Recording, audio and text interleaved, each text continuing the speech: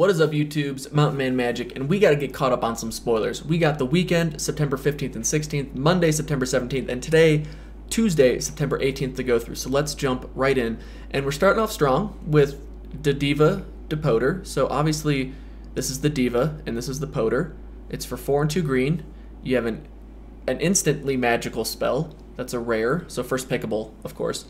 And a creature gets +3/+3 if you ate breakfast until the end of turn, +3/+3 if you ate lunch, and +3/+3 if you ate dinner. So if you're a 3 square meals eating kind of person, this is the card you want in every green deck, because you're giving a creature +9/+9 until the end of the final turn, which means until you win, it gets +9/+9. I think that's pretty OP. Right up next to it, we have Chamber Sentry, costs X, interesting. Enters the battlefield with a +1/+1 counter for each color you spent on it. I like that. And then for X, you can tap it, remove X +1/+1 counters from it. It deals X damage to any target. So that's not quite as good as Walking Ballista, but it's reminiscent of it. And then if you pay all 5 colors, you can return it from your graveyard to your hand. That's kind of a cool card. That just sounds like a fun card. I don't know if it's like an OP or something that people are going to abuse and be broken, do broken stuff with, but that's a really fun sounding card. Next, Inspiring Unicorn. That is some majestic looking art, I'll tell you that. For 2 and 2 white, you get a 2/2. Whenever it attacks, creatures you control get +1/+1 till end of turn. Because they're inspired. Because they're next to a unicorn, which they didn't even think was real, and it is real, and it's majestic as you could ever imagine. Yeah, I could see myself feeling a little pumped up from that. Generous Stray. Look at that look of just who do you know what? I'm giving this to you out of pity.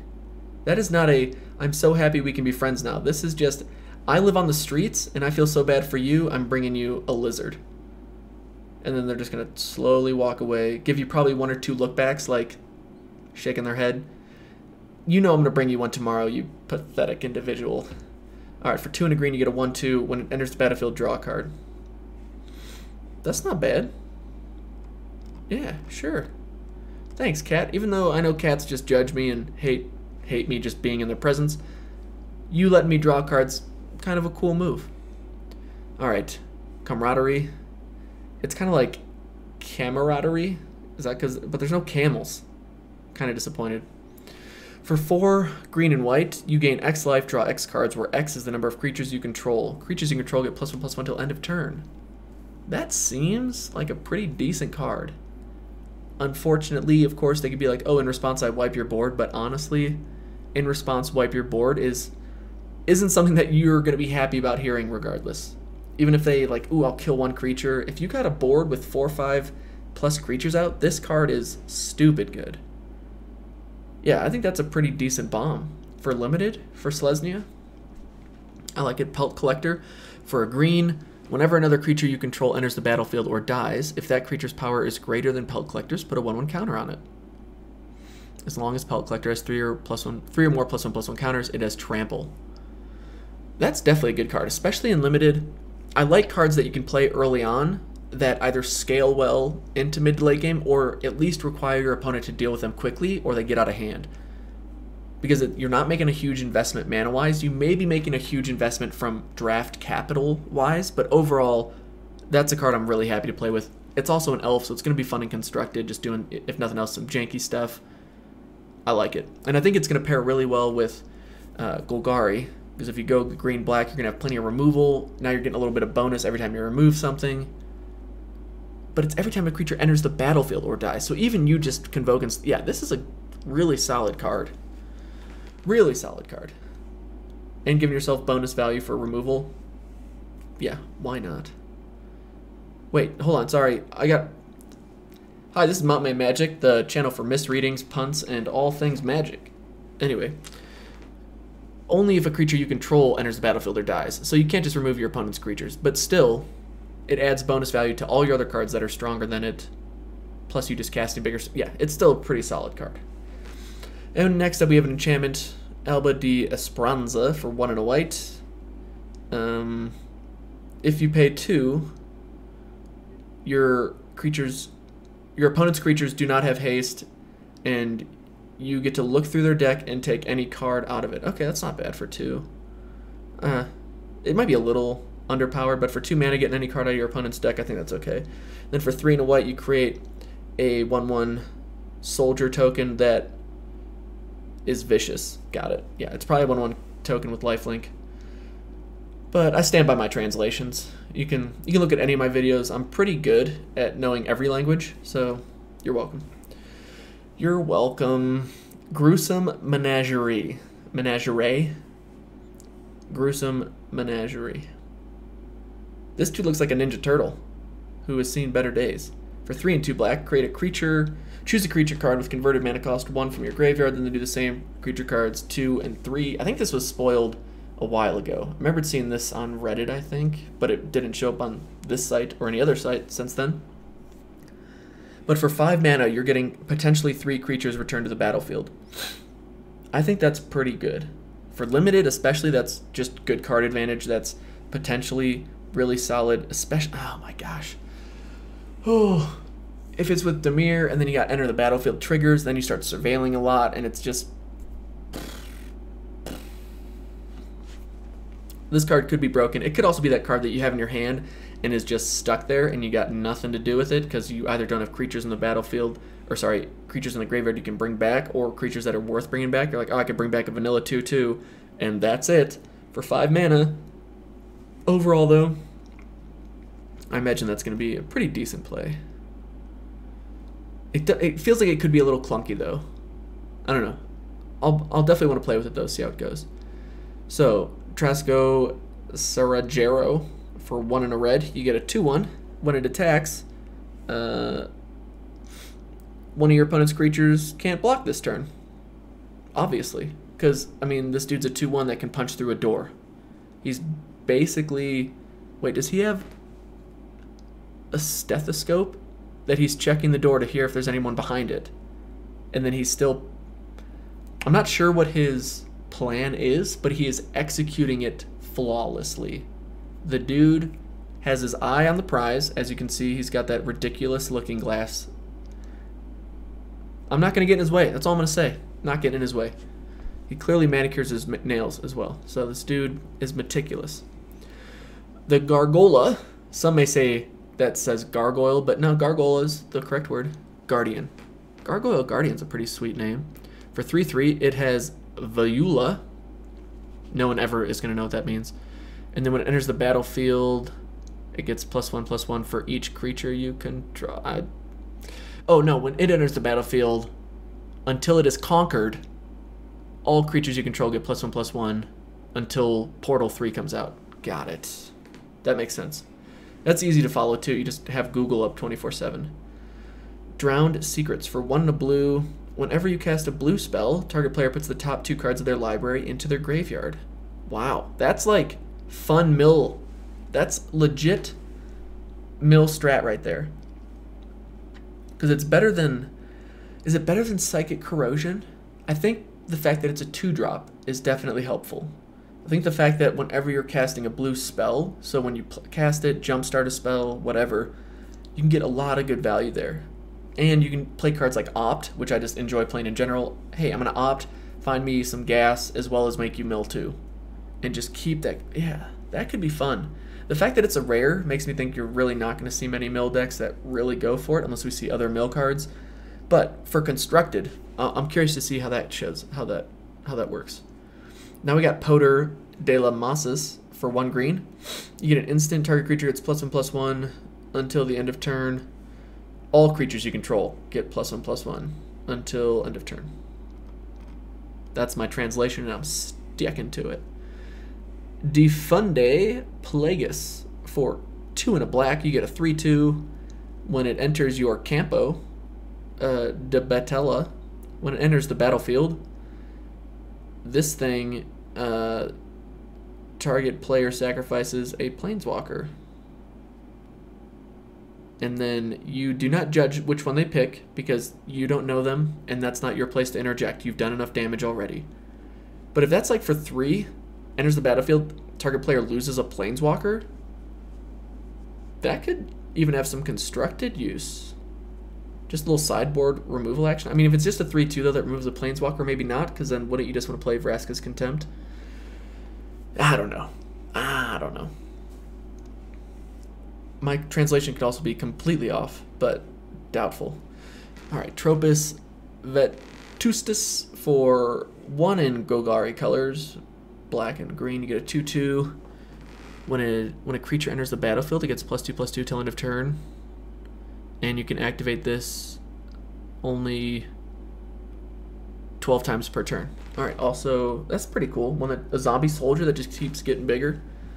Oh boy, turn in the head. Oh, the neck hurts. Alright, Flower or Flourish. I like the name. So you got green or white. Search your library for a basic forest or plains card, reveal it, put it into your hand, shuffle your library.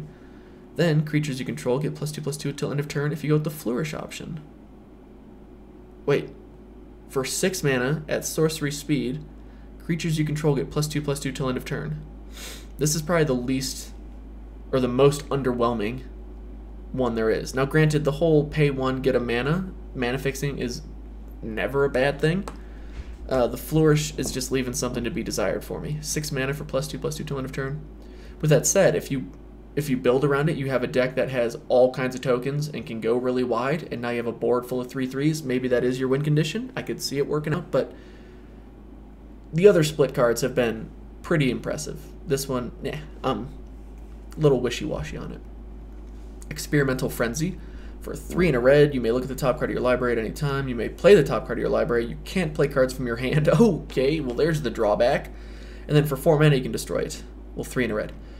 That's actually kind of cool. You top deck that thing, you're pretty happy, because now you get to look at an extra card every turn. And that's pretty decent.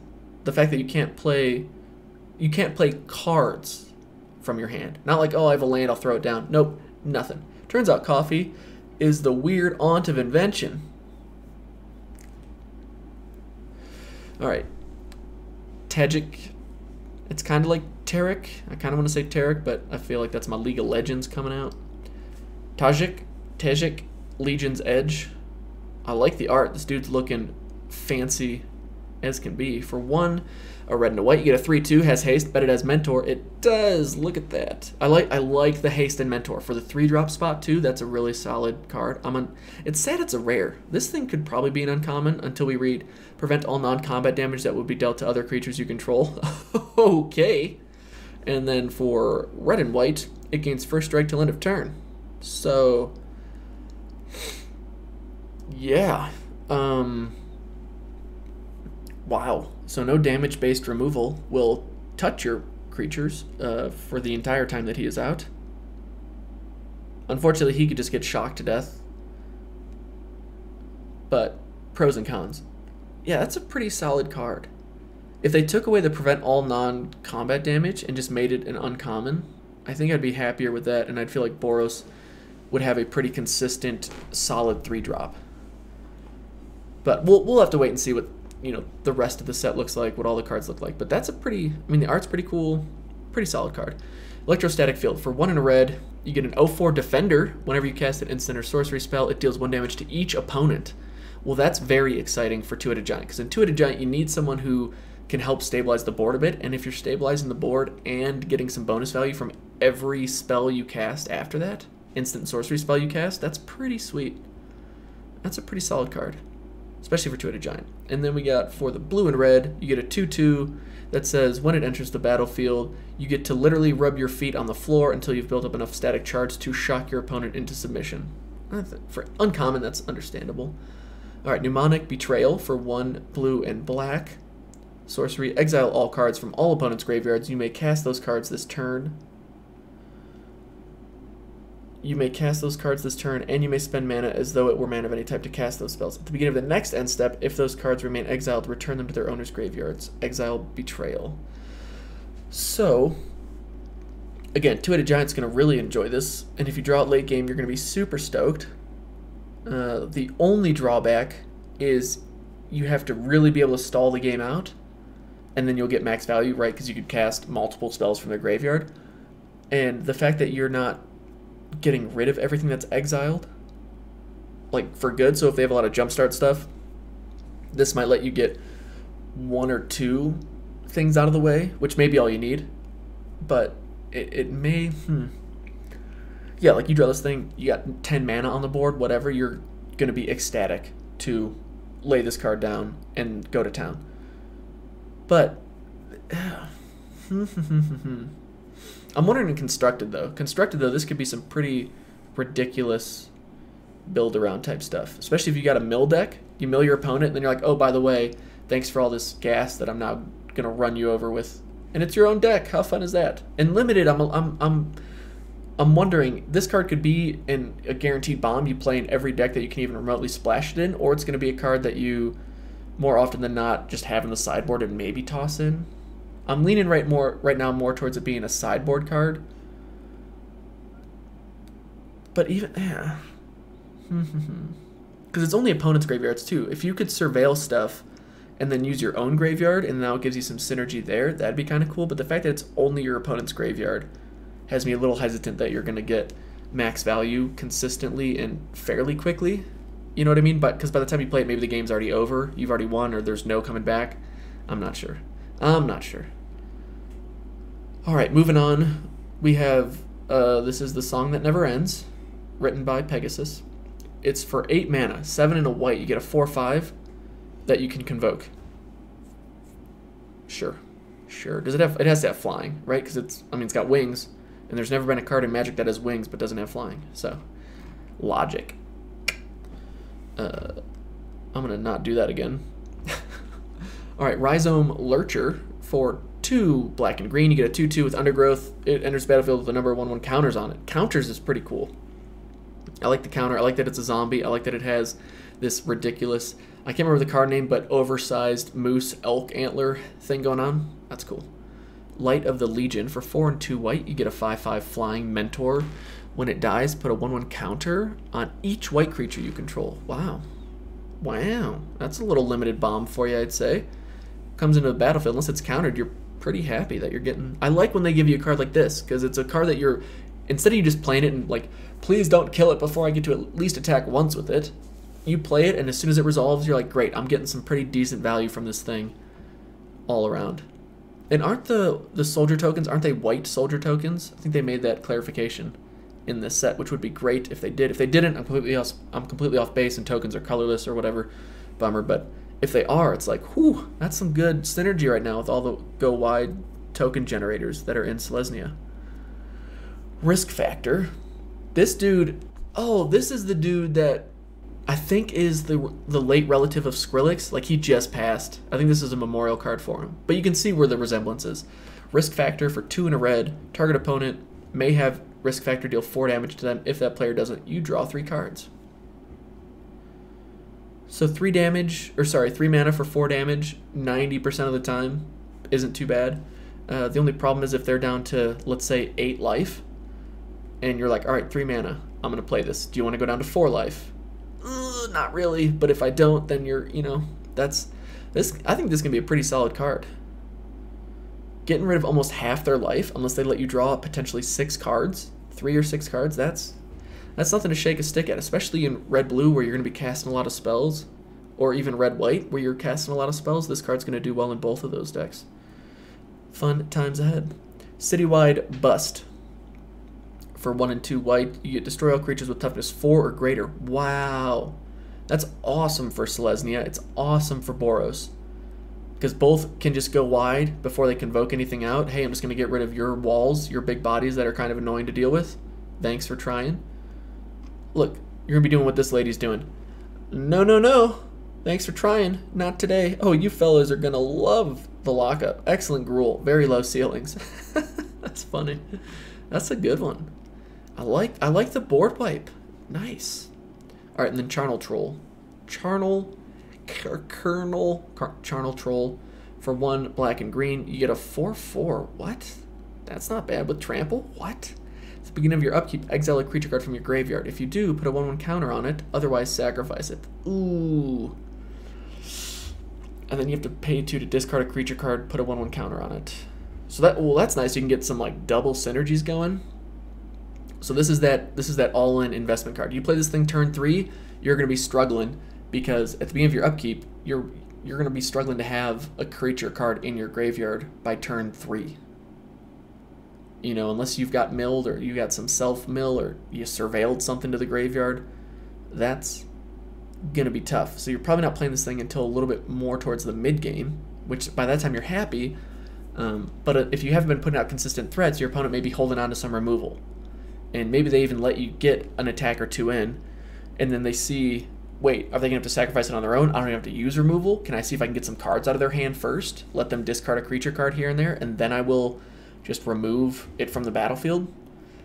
This is definitely a high-risk, high-reward card that I would be happy to play. But, I could see some very unfortunate situations happening. Or, you know what the worst thing? Beginning of your upkeep, you remove that creature card, and then I bounce it to your hand.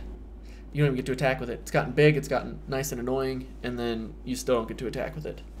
Or you play it down, and in a few turns, you've won the game, because they got no answers for it. It's a big trampler, which is really hard to deal with, and it just keeps getting bigger and more annoying.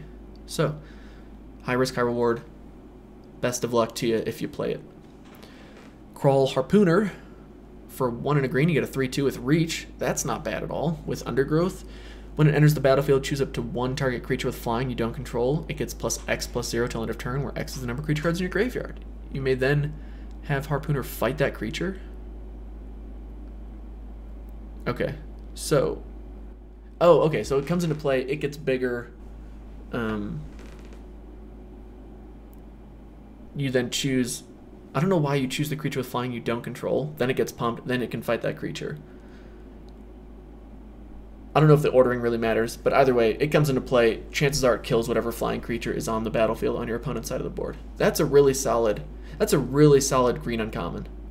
Like, that's all good, because green typically has the issue with flying creatures. The fact that it's 3/2 reach for 2 is already pretty stupid good. The fact that it's also removal for flying is... This is one of the best green uncommons. I'll say that right now. I said it. Maybe I'm wrong. Sue me. No, please don't sue me. I don't have representation. Undercity Uprising. That's some epic looking art. That's got like the Oath of the Gatewatch vibe to it for sure. For 2, a black and a green. Creatures you control gain Death Touch till end of turn. Then target creature you control fights target creature you don't control. Wow.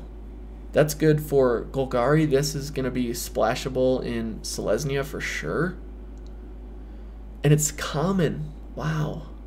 The fact that it's 4 mana to remove basically any creature on your opponent's side of the board and then make them pretty much not want to trade for whatever tokens or weak creatures you got out. This card feels a little strong, which I'm happy to see for Golgari. That's a nice, just solid card. This is better than solid. I think this is one of the best Golgari commons. Removal, gonna get you damage in. Nice. Excuse me. Now it's your turn to hide for Eska. Alright, Crawl Foragers. For 4 and a green, you get a 4/4. Am I saying that right? Crawl? Crawl. Kraul. Nailed it. For 4 and a green, you get a 4/4 with Undergrowth. When it enters the battlefield, you gain 1 life for each creature card in your graveyard. Thank you, Insect Scout. You are so nice. What's the Crawl saying? Feed on food, you eventually rot. Feed on rot, you live forever. That is not true. But I appreciate the advice. Alright, Gird for battle. For 1 white, put a 1/1 counter on each of up to 2 target creatures. At sorcery speed, I get it, because like they're not in battle, they're just getting ready for it. For 1 white, it's nice for Mentor, because if you get to some stagnated state, you're like, ooh, I'm not going to get any bonus. Just you wait. Boom, boom, boom. Stuff's getting pumped. Life's good. Alright, Etrata the Silencer. A rare. Vampire Assassin. I'm liking what I see. I like the art. You got the epic looking, almost silhouetted look with the bats and then the moon. Alright, for 2, blue and black. What other OP card do we have for Dimir? It can't be blocked. Terrible. When it deals combat damage to a player, exile target creature that player controls and put a hit counter on that card. That player loses the game if they own 3 or more exiled cards with hit counters on them. What? So you're telling me if this thing attacks 3 times, I lose the game. Exile target creature that player controls and put a hit counter on that card. Wait a minute. Okay. Take a step back. Calm your jets, Turbo. So it attacks. It gets... The fact that it attacks... You have to wait a turn, so there's a little bit of drawback there, right? It attacks, it deals 3 damage. Your opponent loses their creature. It has a hit counter on it. Got it. But then this card goes back into your library, so it's got to get shuffled. You got to get it back somehow. Right? Okay. This is taking me way too long to just fully grasp, but I thought for a second that as soon as you play this on turn 4, your opponent is now on a 3-turn clock, or else you win turn 7. Because that makes sense, especially against blue-black. But no, whenever it deals combat damage to a player, you get to exile a creature, put a counter on it, they lose the game. If they have 3 or more counters, then you shuffle it into the library. Okay, so is a 3/5 for 4 that can't be blocked and ends up being removal for their best creature, unless it has hexproof, I guess. Is that still worth it? Yes. Yes. Yes. It's still pretty dumb. In Constructed, I could see this being a pretty fun card, but then you gotta, the fact that it doesn't have haste, you gotta find some way to either flash it in or take 6 turns to win. That's not exactly an OP win condition. Now, the fact that you could maybe like multiply the ability, that could be pretty cool. So I'm excited to see what kind of deck text we can concoct with this little happy, friendly looking lady. All right, moving on. Come on. Hazda Marshall. For 1 white, you get a 1/1. Whenever and at least 2 other creatures. Okay, whenever it and 2 other creatures attack, create a 1/1 white. Yep, see, white soldier creature token with lifelink. All right, good deal. So it just keeps giving you stuff to mentor. I like it. That's a solid card. A 1-drop for 1/1 that pays dividends in the mid game. Sure, let's do it. All right, 2 and a white, you get a 1/3 with flying. It's a bird. It's a plane. It's a. All right. Whenever a rock charger attacks, target attacking creature without flying gains flying till end of turn. Hey, it's like your little Pegasus Courser buddy, but kind of the exact same. I mean, the difference is Pegasus Courser and 2-headed giant. No, I mean, it's pretty much the same thing. This just has to give a creature without flying. Pegasus Courser, I think, was any attacking creature got flying. Anyway, solid card. That's a really solid card that you have to play with. Oh, and it's uncommon, so that's maybe not quite as good as Pegasus Courser. And Devious Cover-Up. For 2 and 2 blue, it's an instant counter-target spell. If that spell is countered this way, exile it instead of putting it into its owner's graveyard. You may shuffle up to 4 target cards from your graveyard into your library. That's interesting, because in Limited especially, if people are like, remove your best card. Oh, that went my win condition. Nope, you get another shot at it. Now, you may not be stoked about it, but on the same hand, you're almost always probably going to want to put more spells back in your graveyard, because now you just have a higher chance of drawing a spell instead of land, assuming you don't need land, or vice versa. If you need land and there's some in your graveyard, throw them back in. That's just a fun, cool interaction. Just makes it gives you more pros and cons, more things to think through. I like it. Wand of Vertebrae. That's interesting. For 1, you get an artifact that's uncommon. Okay, so it's got to do something decent. Put the top card of your library into your graveyard. Sure. For 2 and tap it, exile it, shuffle up to 5 target cards from your graveyard into your library. Okay, so I'm seeing some stuff that works with Surveil, even Undergrowth, where you get stuff into your graveyard, you're happy you get the value from it, but then you want the ability to get it back. This isn't getting it right into your hand, but at least it's getting back into your deck. Yeah. For Limited, I think these are pretty solid cards. I don't know about Constructed. We'll have to see how that works out. But overall, I'm glad we at least have that option in the set.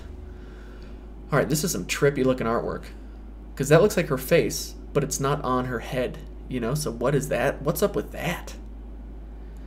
Unmoored Ego. It's kind of like an oxymoron. Is it? If it's unmoored, do you really have an ego? Never mind.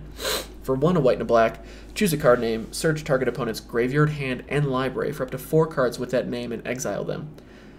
That player shuffles their library, then draws a card for each card exiled from their hand this way. Interesting. So this is definitely more of a constructed card, although in Limited you might want to sideboard it in. Maybe they get 2 or 3 cards that you just do not want to deal with. That could be kind of cool. Give you some good workarounds, because in Dimir, obviously you're going to get to all your bombs. The point is now I'm not going to let my opponent get to theirs, and it's just why even bother playing the game. The artwork's pretty trippy. A well-chosen word can restore a mind or snap its tethers. That's true, though. Words cut deep, people. Words cut deep. I'm not going to say that's like a broken limited card, but it's definitely still playable. 1,000-Year Storm for 4, a blue and a red. It's a mythic rare. It's got some pretty epic artwork going on. Kind of looks like Edinburgh a little bit. Got a feel to it. Any of you been to Edinburgh, Scotland? Did you know the city is named after the castle, not vice versa? So that's the castle that's built on top of what used to be the core of a volcano that solidified and hardened. Was just so when the glacier came through, like that withstood that massive amount of erosion. Boom, put a castle right there, and then named it Edinburgh Castle, and then the city was built up around it. At least that's what the guide told me when I was there. Maybe I should check my sources on Wikipedia first, because I trust Wikipedia. It's a good site, people. Leave it alone. 4 and a blue and a red. Whenever you cast an instant or sorcery spell, copy it for each other instant and sorcery spell you've cast before at this turn. You may choose new targets for the copies. Wow, that's a terrible card. Whenever you cast an instant or sorcery spell, copy it for each other instant and sorcery spell you've cast before it. So, first spell, nothing. Second spell, you get 2. Third spell, you get 3 copies of it. Man, I can't wait to go turn 6 this. Turn 7 opt into double opt into 6 ops in 1 turn. Talk about OP. Oh, 4th opt? Yeah, we'll draw 10 cards because I played 4 ops. That's just a cool... This is obviously going to be a broken card for Constructed, I would imagine. It's also going to be a super cool card to just pull and then look at that epic art for a few minutes. Like, oh, look at that little building. Oh, look at this bolt of lightning. Is that my mom? Okay, moving on. Divine Visitation. Ooh, another mythic. Another mythic enchantment for 3 and 2 white.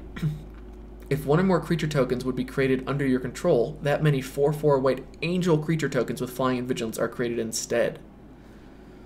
Wow. So I like that it's the Selesnya enchantment. I'm guessing, but it's only white mana, and it's only white because you're getting 4/4 Sarah Angels. So that's pretty much a bomb in limited, unless they get rid of it right away, because you're just grinning from ear to ear. You got this thing in your hand, and anything that creates tokens, and you go Divine Visitation, your turn. Next turn, create 4 1/1 white soldiers. Oh wait, I now have 16 power with flying and vigilance. My Sarah Angels are here to save the day. Yeah, that's... And you could have that... You could have game over turn 6. That's not too shabby. Alright, Hatchery Spider. I do not like spiders. Not a huge fan, gotta be honest. But this thing looks pretty epic. For 5 and 2 green, you get a 5/7 with reach, like spiders typically have. When you cast this spell, reveal the top X cards of your library, or X is the number of creature cards in your graveyard. You may put a green permanent card with converted mana cost X or less from among them onto the battlefield, the rest into the bottom of your library in a random order. Yeah, that's pretty decent.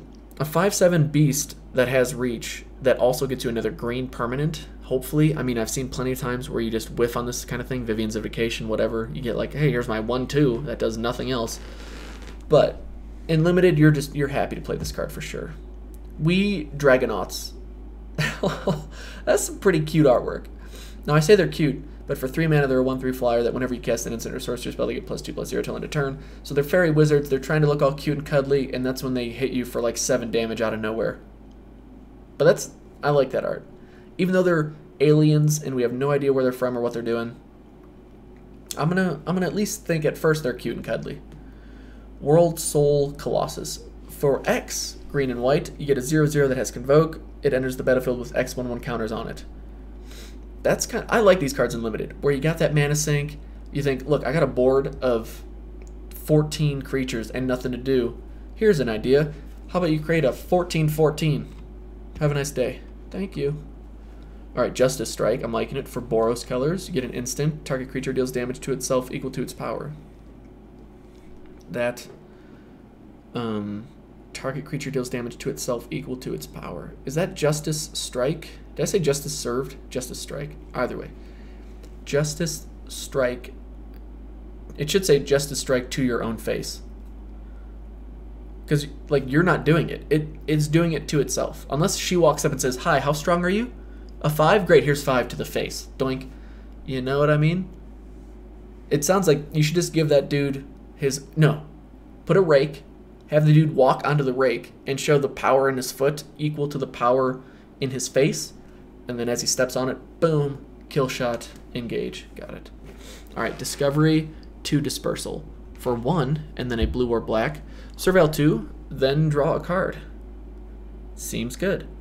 Dispersal for 3, blue and black, instant. Each opponent returns a non-land permanent they control with the highest converted mana cost among permanents they control to its owner's hand, then discards a card.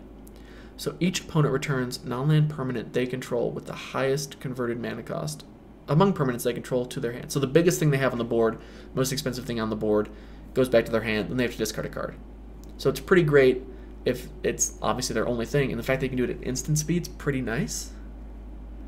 I'm surprised Discovery is sorcery speed, but Dispersal's instant. It'd be cool if they were both instant. But removal for potentially your opponent top decking a great answer to whatever you got going on, or potentially like, I'll just play this last land, go, and then you go instant speed, please get rid of your biggest permanent. Just knowing you're playing against Dimir should have you thinking, I need to keep something in my hand unless I absolutely need to play it right now, because Dispersal is going to make you real sad if you have to just discard your highest cost bomb type card. All right, moving on to the weekend. Wasn't a whole lot, right? Chance for Glory. Ooh, a Mythic. One Boros color, red and white. Creatures you control gain indestructible. Take an extra turn after this one. At the beginning of your turn's end step, you lose the game.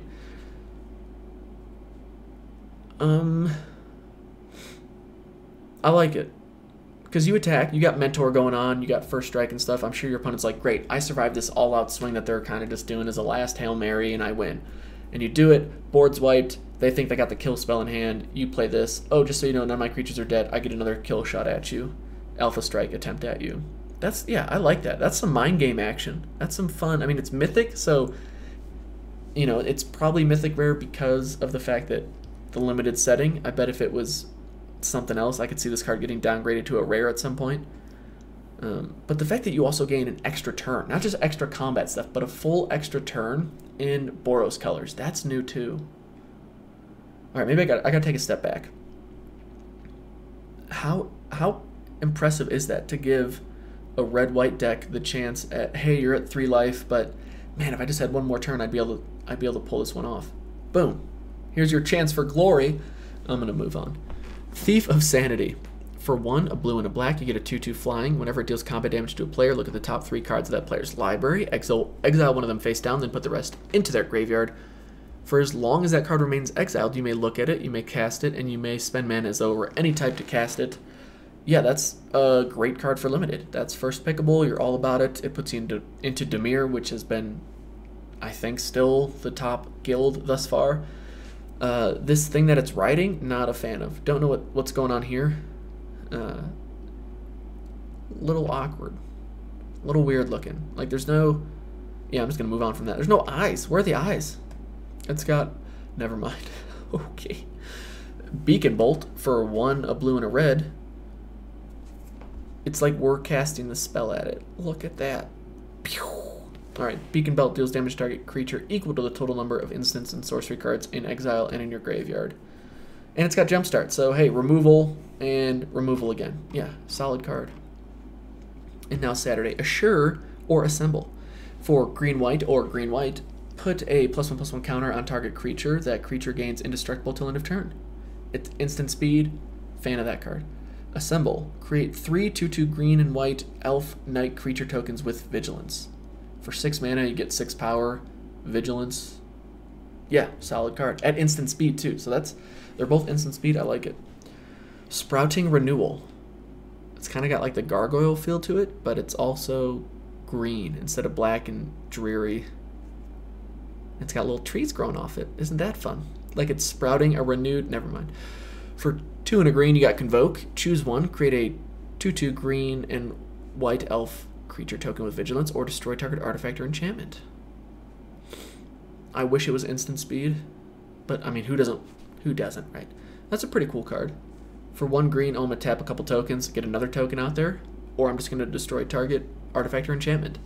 An artifact or enchantment removal usually seems pretty solid and limited because most decks tend to throw at least something in that you could target it with in limited.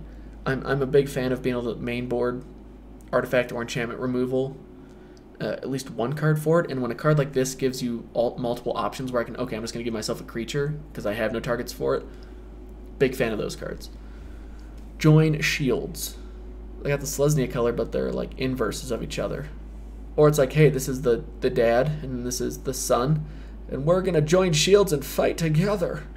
For 3, green and white, untap all creatures you control. They gain hexproof and indestructible till end of turn. That seems terrible for your opponent. Siegeworm. Hey, what's up, reprint Siegeworm? A slightly better art than the last one for sure. Siegeworm for 5, 2 green. You get a 5/5, Convoke, and Trample. This is going to be at common. Yeah, this is going to be a limited powerhouse. The fact that you have a 5/5 Trample that you can Convoke out consistently turn 5, maybe even turn 4, depending on how crazy your curve out is, that's just tough to deal with. 5/5 Trample is no joke. And the fact that you're already going wide, you maybe have some life gain tokens they want to get off the board because they're annoyed at this buffer you're getting, whatever. The fact that you're also going to get potentially multiples of these in a deck, ooh, that's a solid card. Selesnia's catching up. Okay, and then we went through all this fun stuff, didn't we? Yeah, Piston Fist. What's up, friend? Okay, so we're getting close to the end, right? I haven't been tracking the numbers. What if we scroll back up to the top here real quick? Are these going in order? Definitely not. But I think we're getting close to the end, right? Can we look at let's look at set number. I'm just curious. I mean, well, spoilers are going to be done this week, right? By Friday. Okay, I'm going to stop scrolling because that's going to give me a headache. Whoop, spoiler date. That's what we want. Yeah. So I like this card, the fact that it messes with the effects based on how much you've eaten today. It should say, like, ate a well-balanced breakfast, but I'm sure they'll errata that, update it later on. This cat still has me feeling uneasy just with what I've done with my life thus far. It's clearly not impressed, nor should it be. But that's all right. We're going to just keep chugging along. Anyone go catch a lizard, okay? Go away, big meanie. Anyway, I hope you're all enjoying this. Let me know what you're thinking is the strongest guild that you're looking to play. I think Boros and Selesnya. I mean, yeah, Golgari got some bump ups. Yeah, all the guilds are looking pretty competitive. There's a lot of cards that I'm excited to play with. I'm genuinely excited to play every guild. So I'm looking forward to drafting this set a lot because I'm hoping that each set or each draft is definitely going to have a unique spin on it.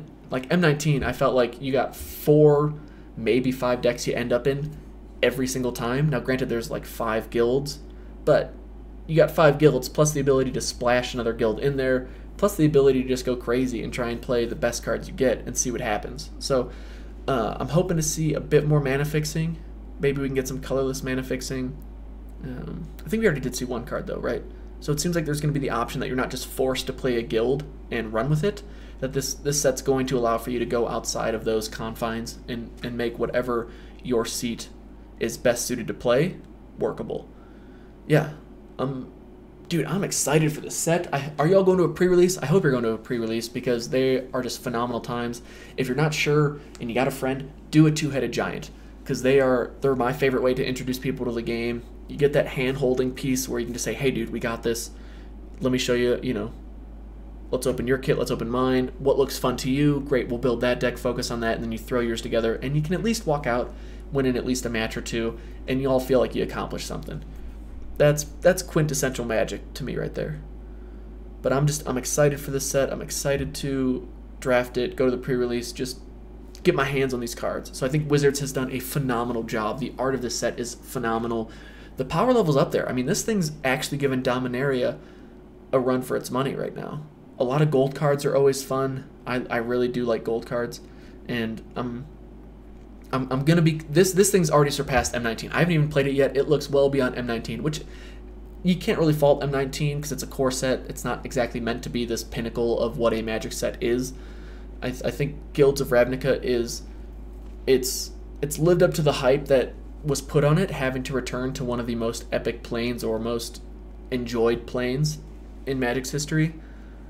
And so far, yeah, it's living up to that expectation, that hype, that reputation. So that's super encouraging to see. It's really, in a way, reassuring that Wizards is moving and making great decisions to move in this direction and live up to the expectations they've put on themselves. So overall, I just want to, tip the cap to everyone who worked on this. Of course, you're not going to watch this because you don't even know that I exist, but I appreciate your work. All right, I'm getting out of here. Thank you all for watching. I truly appreciate it. We'll see you in the next video. Peace.